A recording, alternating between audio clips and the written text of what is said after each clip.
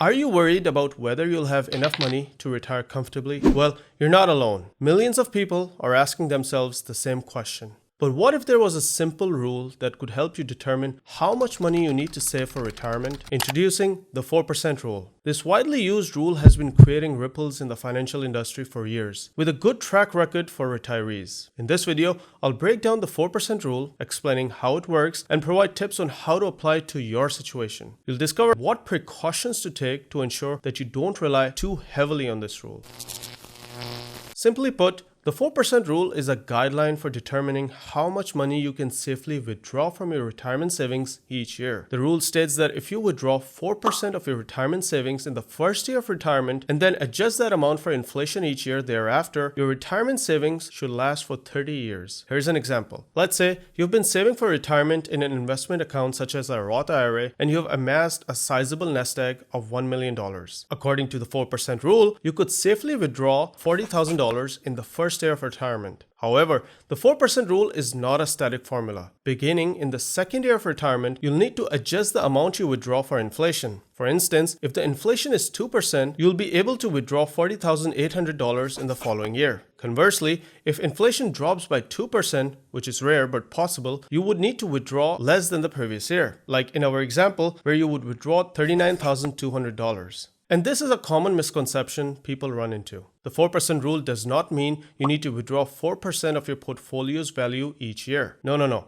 Rather, it pertains to only the first year of retirement. After that, the amount you withdraw is subject to inflation rates. And that's the whole point, where you maintain the same buying power throughout your retirement. Here's another example. If you have $500,000 in retirement savings, you can withdraw $20,000, which is 4%, in the first year of retirement. In the second year of retirement, you'll adjust this amount to inflation based on the consumer price index and withdraw that amount. If inflation is 3%, for example, you would withdraw $20,600 in the second year.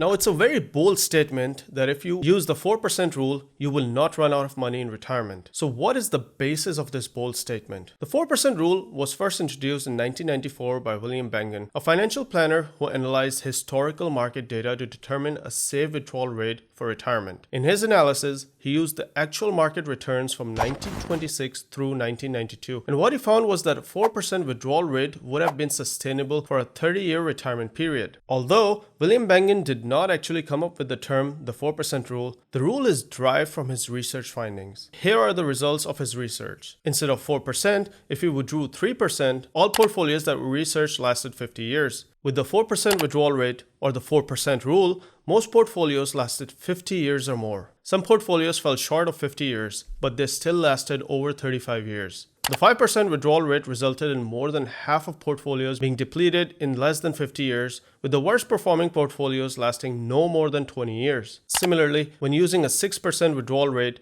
only 7 portfolios lasted for 50 years, with around 10 lasting fewer than 20 years. These findings suggest that higher withdrawal rates generally are not sustainable for most retirees, and they emphasize the importance of following a conservative withdrawal strategy, such as the 4% rule. Now let's talk about the limitations. One of the biggest concerns for most people is inflation. With the recent inflation rate as high as 8%, it's natural to wonder what would happen if you had to adjust your withdrawals for inflation over an extended period of time. After all, there have been numerous periods of high inflation in US history. For example, in 1973-74, prices rose by a staggering 22%. However, there have also been periods of deflation.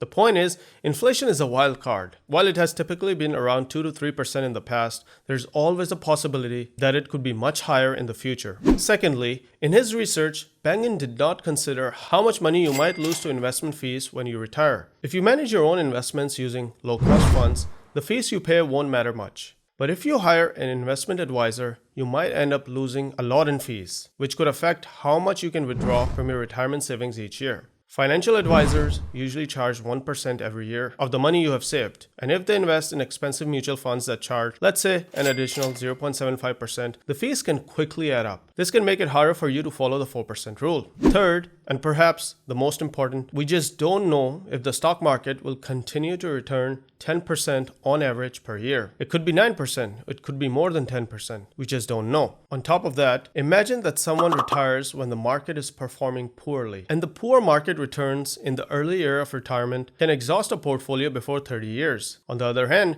retirees could benefit significantly from a bull market if they retire when the market is performing well, and the risk of leaving a significant amount of money behind. And that's a challenge. No one can predict market performance, as demonstrated by the historic stock market crash of 1929 and the 2009 market bottom. Does this mean that you completely discard the 4% rule based on the findings mentioned above? Not necessarily. It's important to understand that the rule serves as a basic guide, a reference, a starting point, but also recognize that the 4% rule may not be as conservative a measure as it once was. Market conditions may not be as favorable in the future. One way to use the 4% rule is to calculate the sum of your anticipated retirement savings and determine if 4% of that figure will generate the desired retirement income. If it does not, then the first step is to go back to the drawing board and figure out how to boost your retirement savings. If, however, the 4% does provide an adequate retirement income, it's time to roll up your sleeve and evaluate your particular plan. Some questions to ask yourself include: will you spend more during your early years in retirement and less during the later years? Do you have an inclination for a portfolio that emphasizes on stocks over fixed income? And are there ways to transform some of your retirement capital into guaranteed retirement income, which can ease the pressure on the annual drawdown from your portfolio? And one thing we did not talk about is maybe Social Security will be around by the time you retire, and that can be used to supplement your overall income in retirement. Or maybe you have a paid-off rental property that can supplement your portfolio income. While the 4% rule can be a useful tool for retirement planning, it's important to understand its limitations. One of the biggest limitations is that it's based on historical market data, and past performance is not a guarantee of future returns. Still, in my opinion, the 4% rule is an excellent starting point,